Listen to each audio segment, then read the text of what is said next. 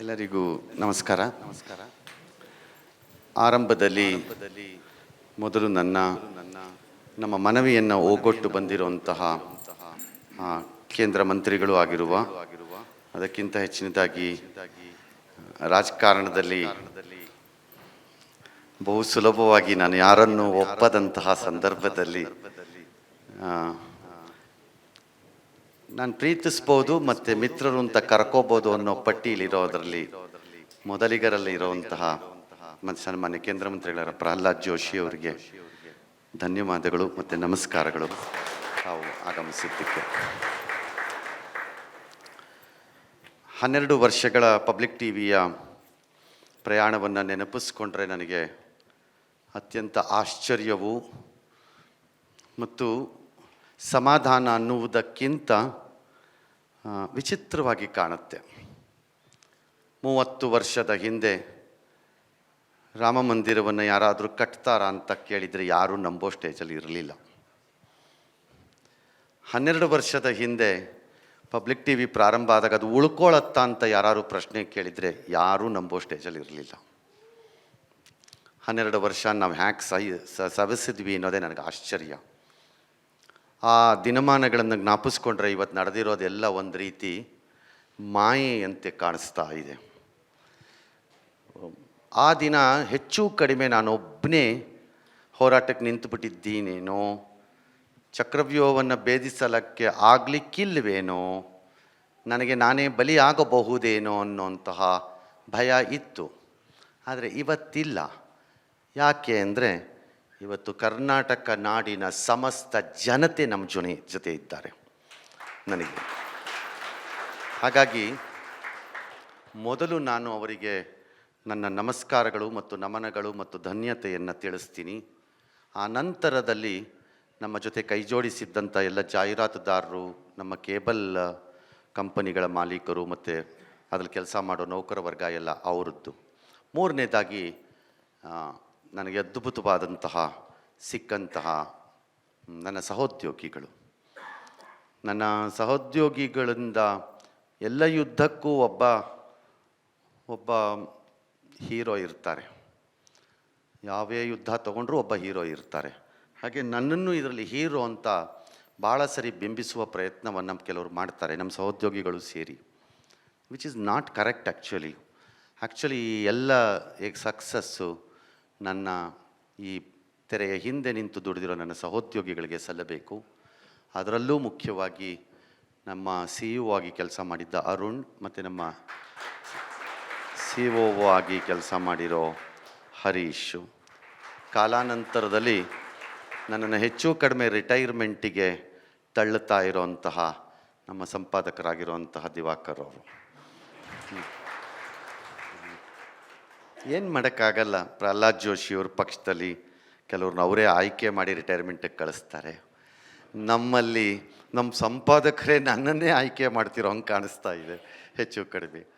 All right, ಅದು ನನ್ನ ಸಂತೋಷವನ್ನು ತೋರಿಸತ್ತೆ. Corona probably the worst period ನಮ್ಮೆಲ್ಲರ ಜೀವನದಲ್ಲಿ. ಒಬ್ಬೊಬ್ಬರಿಗೆ ಒಂದೊಂದು ರೀತಿಯ ಹೊಡೆತವನ್ನು ಕೊಡ್ತು. ಇವತ್ತಿಗೂ ನಮ್ಮ ಬೆಳಕು ಕಾರ್ಯಕ್ರಮದಲ್ಲಿ ಕರೋನಾ ಸಂಬಂಧಿತ ಕಣ್ಣೀರು ಹಾಕಬೇಕಾದಂಥ ಕತೆಗಳು ಬಂದಾಗ ನನಗನ್ಸುತ್ತೆ ಅದು ಎಂಥ ಕರಾಳವಾದಂತಹ ಬ್ಯಾಕ್ಗ್ರೌಂಡನ್ನು ಬಿಟ್ಟು ಹೊರಟೋಗ್ಬಿಟ್ಟಿದೆ ಅಂತ. ಸಾವಿರಾರು ಕುಟುಂಬಗಳಿಗೆ ಇವತ್ತು ಚೇತರಿಸ್ಕೊಳ್ಳೋಕ್ಕಾಗಿಲ್ಲ, ಇವತ್ತಿಗೂ ಕಷ್ಟಪಡ್ತಾ ಇದ್ದಾರೆ ಪಾಪ. ಅಂಥದ್ರಲ್ಲಿ ನಾವು ಕರೋನಾ ಟೈಮಲ್ಲಿ ನಾವು ನಮ್ಮ ಕಚೇರಿಯನ್ನು ನಡೆದುಕೊಂಡ ರೀತಿ ಮತ್ತು ನಮ್ಮ ಸಹೋದ್ಯೋಗಿಗಳನ್ನು ನಡೆಸ್ಕೊಳ್ಳೋಕ್ಕಾಗಿದ್ದ ರೀತಿ ಬಹುಶಃ 12 ವರ್ಷದ ಪತ್ರಿಕೋದ್ಯಮದ ಯಶಸ್ಸು ಅಂತೇನು ಬಣ್ಣಿಸ್ತಾ ಇದ್ದೀರಿ ಅದಕ್ಕಿಂತ ಅದು ದೊಡ್ಡದು ಅಂತ ನಾನು ಅಂದ್ಕೊಂಡಿದ್ದೀನಿ ಆ ಕರೋನಾ ಪೀರಿಯಡ್ಡಲ್ಲಿ ನಾವು ನಿಭಾಯಿಸಿದ ರೀತಿಗೆ. ಹಾಗಾಗಿ ಆ ಎಲ್ಲವನ್ನು ದಾಟಿ ಬಂದಿದ್ದೇವೆ. ಎಲ್ಲರಿಗೂ ಒಂದು ಥ್ಯಾಂಕ್ಸ್. 12ನೇ ವರ್ಷಕ್ಕೆ ಏನು ಮಾಡ್ಬೋದು ನೀವು ಅಂತ ಒಂದು ಪ್ರಶ್ನೆ ಬಂತು. ಆಗ ಶ್ರೀರಾಮಚಂದ್ರ ವನವಾಸಕ್ಕೆ ಹೋಗಿದ್ದ, ಅವನಿಗೆ ಮುಕ್ತಿ ಸಿಕ್ತು. ಬಟ್ ಅವನಿಗೆ ಕಾಡಿಗೆ ಹೋಗುವ ಸಂದರ್ಭದಲ್ಲಿ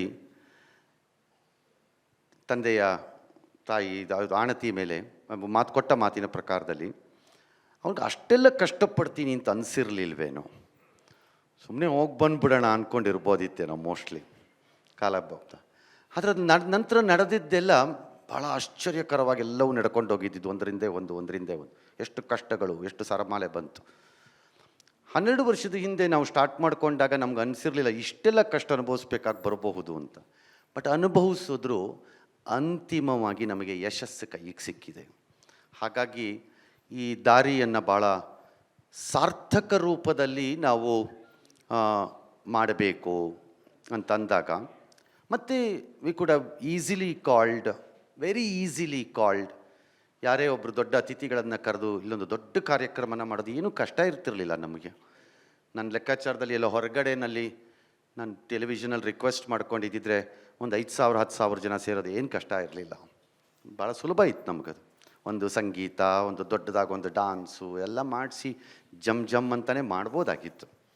ಆದರೆ ನನ್ನ ಕೆಲ ಸಹೋದ್ಯೋಗಿಗಳದ್ದು ಅಭಿಪ್ರಾಯ ಏನಿತ್ತು ಅಂದರೆ, we will keep it simple and ತುಂಬ ಅರ್ಥಪೂರ್ಣವಾಗಿ ಇಟ್ಬಿಡೋಣ ಅಂತ. ಏನದು ಅಂತ ಬಂತು.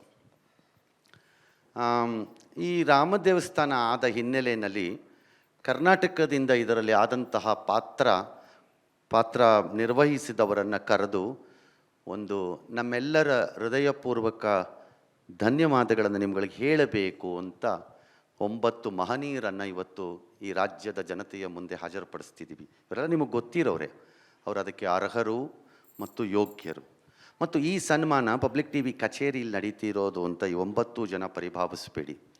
ಇದು ಸಮಸ್ತ ಕರ್ನಾಟಕದ ಜನತೆಯ ಮುಂದೆ ನಡೀತಿರೋಂಥ ಕಾರ್ಯಕ್ರಮ. ಯಾಕಂದರೆ ಜನ ನೋಡ್ತಾ ಇರ್ತಾರೆ. ಇದು ಟಿ ವಿನಲ್ಲಿ ಇವಾಗ ನನ್ನ ಕಣ್ಣಿಗೆ ಕಾಣಿಸದಷ್ಟು 1,000 ಲಕ್ಷ ಜನ ನೋಡ್ತಾ ಇರ್ತಾರೆ ಈ ಕಾರ್ಯಕ್ರಮ. ಯಾಕಂದರೆ ಬಹು ಜನರು ನನಗಾಗಲೇ SMS ಹಾಕಕ್ಕೆ ಸ್ಟಾರ್ಟ್ ಮಾಡಿದ್ದಾರೆ. ನನಗೆ ಈ ವಾಟ್ಸಪ್ಪು ಎಲ್ಲ ಇಲ್ಲದೆ ಇರೋದ್ರಿಂದ SMS ಹಾಕ್ತಾರೆ ಕೆಲವರು.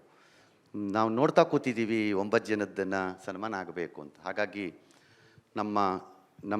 ನಮ್ಮ ಪುಣ್ಯ ನೀವೆಲ್ಲ ಒಪ್ಪಿಕೊಂಡು ಬಂದಿದ್ದೀರಿ. Thank you. ನಿಮ್ಮೆಲ್ಲರಿಗೂ ನನ್ನ ನಮಸ್ಕಾರಗಳು ಮತ್ತು ನಮ್ಮ ಆಹ್ವಾನವನ್ನು ಒಪ್ಕೊಂಡು ಬಂದಿದ್ದಕ್ಕೆ. ಒಬ್ಬೊಬ್ಬರದ್ದು ಒಂದೊಂದು ಅಭೂತಪೂರ್ವವಾಗಿದೆ ಅವರವ್ರ ಕಥೆಗಳು. ಅದನ್ನು ಯಾವ ಥರ ಒಂದಿನ ಹೇಳಿಸ್ತೀನಿ ಅಂತ ಅನಿಸತ್ತೆ. ಇವತ್ತಿಗೆ ಇಲ್ಲಿಗೆ ನಿಲ್ಲಿಸ್ತೀನಿ. ಪ್ರಹ್ಲಾದ್ ಜೋಶಿಯವ್ರಿಗೆ ಇವತ್ತೊಂದು ಕಾರ್ಯಕ್ರಮ ಇತ್ತಂತೆ, ಅದರಲ್ಲೂ ಅವ್ರ ಕಮಾಂಡರ್ ಇನ್ ಚೀಫ್ ಕಾರ್ಯಕ್ರಮ ಅದು. ಆದರೆ ಅದನ್ನು ಮುಗಿಸಿ ಇಲ್ಲಿಗೆ ಓಡಿ ಬಂದಿದ್ದಾರೆ. ಅದು ಅವರ ಸರಳತೆಯನ್ನು ಮತ್ತು ನಮ್ಮ ಮೇಲಿಟ್ಟಿರುವ ಅಭಿಮಾನವನ್ನು ತೋರಿಸುತ್ತೆ ಅನ್ನೋ ಭಾವನೆಯೊಂದಿಗೆ ಈ ಕಾರ್ಯಕ್ರಮನ ಮುಂದುವರಿಸ್ತೀವಿ. ಮಗದೊಮ್ಮೆ ಎಲ್ಲರಿಗೂ ಪ್ರತ್ಯಕ್ಷವಾಗಿ ಮತ್ತು ಪರೋಕ್ಷವಾಗಿ ನಮ್ಮ ಜೊತೆ ನಿಂತವ್ರಿಗೆ ಧನ್ಯವಾದಗಳು. Thank you. ಒಂದನ್ನು ಕೊನೆ ಮಾತಾಡಿ ನಿಲ್ಲಿಸ್ತೀನಿ. 12 ವರ್ಷದ ಹಿಂದೆ ಇದು ಯಾರ ಆಸ್ತಿಯೂ ಅಲ್ಲ, ನಿಮ್ಮ ಟಿವಿ, ಇದು ನಿಮ್ಮ ಟಿವಿ ಅಂತ ನಾನು ಟ್ಯಾಗ್ಲೈನ್ ಕೊಟ್ಟಾಗ ನನಗೆ ಭಾಳ ಜನ ಫೋನ್ ಮಾಡಿ ನಮ್ಗೆ ಯಾವಾಗ ಬರ್ಕೊಡ್ತೀರಿ ಅಂತ ಕೇಳಿದ್ರು. ಅದಕ್ಕೆ ನಾನು ಹೇಳಿದ್ದೆ, ರಾಜ್ಯದ ತೆರಿಗೆ ಹಣದಿಂದ ಕಟ್ಟಿದ್ದಾರೆ ಅನ್ನೋ ಕಾರಣಕ್ಕೆ ವಿಧಾನಸೌಧ ಬರ್ಕೊಡೋಕ್ಕಾಗಲ್ಲಪ್ಪ ಅಂತ. ಹಾಗೆ ಆದರೆ ಆವತ್ತಿನ ಧ್ಯೇಯ ವಾಕ್ಯದ ಹಿಂದೆ ಇದ್ದಂತಹ ಉದ್ದೇಶ ಒಂದು, ಒಬ್ಬ ಪತ್ರಿಕೋದ್ಯಮಿಯಾಗಿ, ಅದಕ್ಕಿಂತ ಮೊದಲು ಒಬ್ಬ ಪತ್ರಕರ್ತನಾಗಿ ಯಾವುದಕ್ಕೂ ಹೆಚ್ಚು ಕಡಿಮೆ ಬಗ್ಗದೆ ಮಾಡದೆ ಇದನ್ನು ನಡೆಸ್ಕೊಂಡು ಹೋಗಬೇಕು ಅಂತ. ಒಂದು ಸ್ಟೇಟಸ್ ರಿಪೋರ್ಟನ್ನು ಈ 12 ವರ್ಷದಲ್ಲಿ ಒಂದು ಅಕಂಪ್ಲಿಷ್ಮೆಂಟ್ ಅಂತ ಏನಂತೀರಿ, ಅದರದ್ದೊಂದು ರಿಪೋರ್ಟ್ ಈ ಜನರ ಮುಂದೆ ಇಡ್ತಾ ಇರೋದು. ಈ 12 ವರ್ಷದ ಅವಧಿಯಲ್ಲಿ ನಾವು ಪಬ್ಲಿಕ್ ಟಿ ವಿ ಪತ್ರಿಕೋದ್ಯಮಕ್ಕೂ ಮತ್ತು ನನ್ನೊಳಗಿರುವ ಪತ್ರಕರ್ತನಿಗೂ ಅವಮಾನ ಮಾಡಿಕೊಳ್ಳಬಹುದಾದಂತಹ ಕೆಲಸವನ್ನು ನಾವು ಮಾಡಿಲ್ಲ. ಆ ಕೆಲಸನ ಯಾರ ಮುಂದೆಯೂ ನಾವು ಕೈಚಾಚಿ ನಿಂತಿಲ್ಲ, ಯಾರನ್ನೂ ನಾವು ಬ್ಲ್ಯಾಕ್ ಮೇಲ್ಗೆ ಒಳಪಡಿಸಿಲ್ಲ, ಮತ್ತು ಯಾರನ್ನೂ ನಾವು ಈ ಅವಧಿಯಲ್ಲಿ ನಾವು ಯಾರನ್ನೂ ಉದ್ದೇಶಪೂರ್ವಕವಾಗಿ ಬೆನ್ನು ಹತ್ತಿ ಅಟ್ಟಾಡಿಸಿಕೊಂಡು ಓಡಾಡಿಲ್ಲ. ನ್ಯಾಯಸಮ್ಮತವಾಗಿ ಅದು ಸರಿ ಇದ್ದರೆ ಸರಿ ಎಂದು, ಇಲ್ಲವಾದರೆ ಇಲ್ಲವೆಂದು, ಧಾರ್ಷ್ಟ್ಯದಿಂದ ಅಂತನಾರು ಅಂದ್ಕೊಳ್ಳಿ, ಧಿಮಾಕಿನಿಂದ ಅಂತನಾರು ಅಂದ್ಕೊಳ್ಳಿ, ಅಥವಾ ಅದು ನಮ್ಮ ಸಾಮರ್ಥ್ಯದ ಸಂಕೇತ ಅಂತನಾರು ಅಂದ್ಕೊಳ್ಳಿ, ಆ ನಿಯಮವನ್ನು ದಾರಿಯನ್ನು ದಾಟದೆ 12 ವರ್ಷ ಹೆಜ್ಜೆ ಹಾಕ್ಕೊಂಡು ಬಂದಿರೋದಕ್ಕೆ we are truly proud of ourselves. We are truly proud. I can challenge, nobody can say they can buy us. ನಮ್ಮನ್ನು ಖರೀದಿ ಮಾಡಬಹುದು ಅಂತ ಯಾರಿಗಾದರೂ ಭ್ರಮೆ ಇದ್ದರೆ ಅದು ಸಾಧ್ಯವಿಲ್ಲ. ಗೆಳೆತನಕ್ಕೋಸ್ಕರ ತಲೆಬಾಗಿದ್ದೇವೆ, ಗೆಳೆತನಕ್ಕೋಸ್ಕರ ಬಹು ಬಾರಿ ನಾವು ತಲೆಬಾಗಿರಬಹುದು. ಆ ವಿಶ್ವಾಸಕ್ಕೋಸ್ಕರ ತಲೆಬಾಗಿದ್ದೇವೆ ಹೊರತು ಭಯಕ್ಕೆಂದೋ ಬೆದರಿಸಿದರು ಅಂತಾನೋ ಇದೆಲ್ಲ ನಡೆದಿದೆ ಈ ಅವಧಿಯಲ್ಲಿ. ಆದರೆ ಅದಕ್ಕೆ ನಾವು ಬಗ್ಗಲ್ಲ, ಮುಂದೆ ನಾವು ಉಳಿದುಕೊಳ್ಳುವಷ್ಟೂ ವರ್ಷ ಅಂತ ಮಗದೊಮ್ಮೆ ಕಡಾಖಂಡಿತವಾಗಿ ಹೇಳ್ತೀವಿ. ಒಮ್ಮೆ ಅಪ್ಪಿತಪ್ಪಿ ಅಂತಹ ಸನ್ನಿವೇಶ ನಿರ್ಮಾಣವಾದರೆ ನಾನು ಭಯದಿಂದಲೂ ಬೆನ್ನನ್ನು ಬಾಗಿಸಿ ಇವರ ಮುಂದೆ ನಿಲ್ಲಬೇಕು ಅಂತಾನು, ಅವರ ಮುಂದೆ ನಾನು ಒಂದು ರೀತಿ ಬಹಳ ಕರುಣಾಜನಕವಾಗಿ ನಿಂತುಕೊಂಡು ಈ ಸಂಸ್ಥೆಯನ್ನು ನಡೆಸಬೇಕಾಗಿ ಬರುತ್ತೆ ಅನ್ನೋ ಪರಿಸ್ಥಿತಿ ಅಪ್ಪಿತಪ್ಪಿ ಭಗವಂತ ಶ್ರೀರಾಮ ಏನಾದ್ರು ತಂದಿಟ್ಟರೆ ನನ್ನ ಜಾಬಲ್ಲಿ ನನ್ನ ರೂಮಲ್ಲಿ ಒಂದು ಎಕ್ಸ್ಟ್ರಾ ಲಾಕು ಕೀ ಇಟ್ಟಿದ್ದೀನಿ, ಹಾಕ್ಬಿಟ್ಟು ಹೋಗೋವನೇ. ನಾನಂತೂ ಅದನ್ನು ನಡೆಸಲ್ಲ ಆ ರೀತಿ, ಅಷ್ಟು ಮಾತ್ರ ನಿಜ. ಬೇಗ ಹಾಕೋವನೇ, ನಾನು ಹೋಗೋವನೇ. ಕಾರಣ ಭಾಳ ಸರಳ, ನನಗೆ ಏನೇನು ಬೇಕೋ ಅದನ್ನು ನಾನು ಬಯಸಿದ್ದಕ್ಕಿಂತ ಹೆಚ್ಚು ಈ ದೇವರು ಕೊಟ್ಟಾಗೋಗಿದೆ. ನನಗಿನ್ನೇನು ಅವಶ್ಯಕತೆ ಇಲ್ಲ, ರಾಜಕಾರಣದ ಚಿಂತೆ ಇಲ್ಲ, ಅದರ ಆಸೆ ಇಲ್ಲ. ಒಳ್ಳೇದಲ್ವಾ ಸರ್? ಯಾಕಂದರೆ ಅದರಲ್ಲಿರೋವ್ರಿಗೆ ಗೊತ್ತು, ಅದರಲ್ಲಿರೋ ಒತ್ತಡ ಏನು, ಚಿಂತೆ ಏನು, ಕಾಟ ಏನು ಅನ್ನೋದು ಅವರಲ್ಲಿರೋವ್ರಿಗೆ ಗೊತ್ತದು. ಕಲೆಯನ್ನು ಬಿಡಿಸಿದ ನಂತರ ನೋಡಿದಾಗ ಭಾಳ ಚೆನ್ನಾಗಿ ಕಾಣುತ್ತೆ, ಬಟ್ ಅದ್ರ ಹಿಂದಿದ್ದ ಕಲಾವಿದನಿಗೆ ಗೊತ್ತಿರುತ್ತೆ ಅದರ ಕಷ್ಟ ಏನು ಅನ್ನೋದು. ಹಾಗೆ ರಾಜಕಾರಣ ಎಲ್ಲ ನೋಡೋದು ತುಂಬ ಮಜಾ ಇರುತ್ತೆ, ಸೋಲ್ತದು ಅದರೊಳಗಡೆ ಇದ್ದವ್ರಿಗೆ ಕಷ್ಟ. ಹಾಗಾಗಿ ನನಗೆ ಆ ಚಿಂತೆ ಇಲ್ಲ, ನನಗೆ ಆಸೆ ಇಲ್ಲ. ಕೆಲವರು ತಮಾಷೆ ಮಾಡ್ತಾರೆ, ನಿನಗೇನಾರು ಆಫರ್ ಬಂದರೆ ಏನು ಮಾಡ್ತೀಯ ಅಂತ. ಕಾರೊಳಗಡೆ 2 ಒಣಗೋಗಿರೋ ವಿಳ್ಳೆದೆಲೆ ಇದೆ, ಅದಕ್ಕೊಂಚೂರು ಅಡಿಕೆ ಮತ್ತು 8 ಆಣಿ ದಕ್ಷಿಣ ಇಟ್ಟು ವಾಪಸ್ ಕೊಡ್ತೀನಿ ಅಂತ ಹೇಳಿದ್ದೀನಿ ನಾನು. ಹಾಗಾಗಿ ಅದರದ್ದು ಅವಶ್ಯಕತೆ ನನಗಿಲ್ಲ. ಇನ್ನು ಹಣ ಮೋಹ ಏನಿಲ್ಲ.